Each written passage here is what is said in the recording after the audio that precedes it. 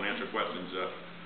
So I came here. I was, 18-year-old ignoramus. I knew that I loved music, and I studied music, and then fell in love with theater. Worked at, I know what I was starting to say about that production of Oliver. At the end of that production of Oliver, I also, the other big thing to me that has always been about theater, especially. I mean, film and television also. But it's such a team game, and when I was going through my sort of jock phase, I was always more of a team kind of player. Baseball, football, I didn't play the individual sports.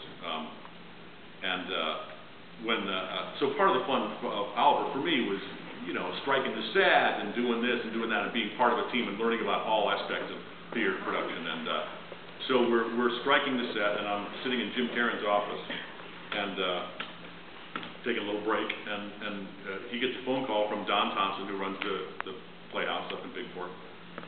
Somebody has fallen through, and blah, blah, blah, and this is like May, and the Big Fork Summer Playhouse season is about to get started, and they lost their guy who was going to be their sort of big baritone guy and their music director. And I'm literally sitting there from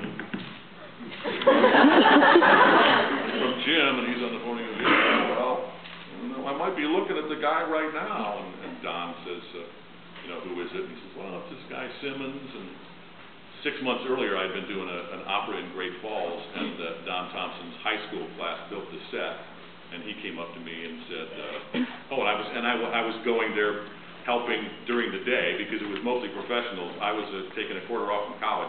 We were rehearsing in the evening, so I'm sitting around Great Falls all day with my friend Terry Larson, not knowing what to do with myself.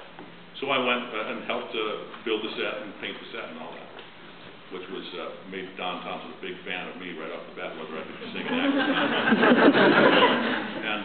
And I remember at that time he introduced himself. He said, I run this little summer theater up in Big Fork.